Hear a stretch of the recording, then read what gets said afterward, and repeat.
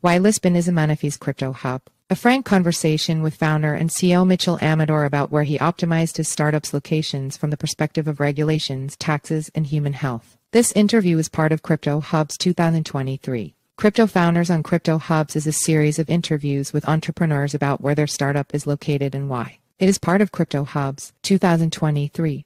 In this installment, CoinDesk senior editor Jeanhee Kim interviewed Mitchell Amador, founder and CEO of bug bounty platform Immunefi. Their conversation was transcribed and edited for clarity and length. Tell me where Immunefi is. Immunefi is all remote. We have team members in America, Central America, South America, Central European groups, and a large British group. We are incorporated in Singapore, but arguably the hub where we have the most aggregation is Lisbon and the wider area. We've got team members who are Portuguese, who are into crypto for a variety of reasons. We have foreigners, people who have made Portugal their escape. And now, this totally new class, nomads, who don't live in Portugal but are here for X months a year. Mitchell Amador is a Canada-born crypto entrepreneur who lives in Portugal, where he founded Immunefi in 2020. Immunefi is a bug bounty crowdsourcing platform for decentralized finance. If Portugal is your hub, why did you not incorporate there? From a regulatory taxation perspective, do we want to set up our corporation in a country where it's extremely difficult to fire people at will clauses or contracts with a bunch of arcane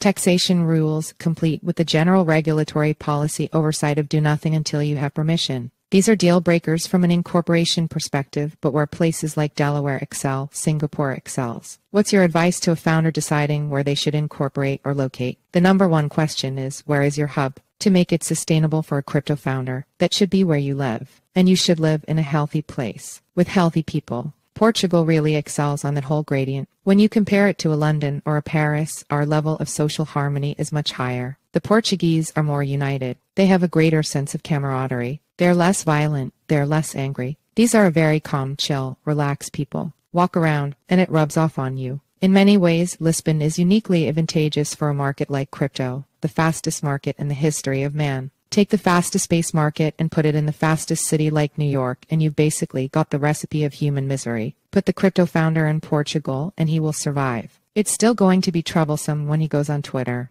but then he's going to go to the beach. I've seen this play out very tangibly. The overwhelming reason why founders are moving to Portugal is it's just a great place to live. But on the flip side, incorporate wherever you have to get the thing off the ground. What you need to do in the early stages is just get out the door. Focus on getting customers and figure out if what will happen is real. And once you have that, then minimize future consequences. So everybody picks the Delaware option. Singapore is like the Delaware of Southeast Asia. Read Crypto Hub's 2023, Where to Live Freely and Work Smart. Singapore is CoinDesk's second highest ranking crypto hub. Why didn't you choose it for your hub? Singapore is amazing for incorporation, with the added advantage that it's not America. America is a very dangerous place. It has a whole bunch of weird arcane rules. And most of what the world is familiar with is the common law system, which is not the American law system, so it's quite unusual. But it's still awesome to get clean corporate documentation, very reliable reports. A contract there is as good as gold. They have amazing business infrastructure. Tons of products and tools are set up so that you can easily onboard with banks, accounting providers, software providers, etc.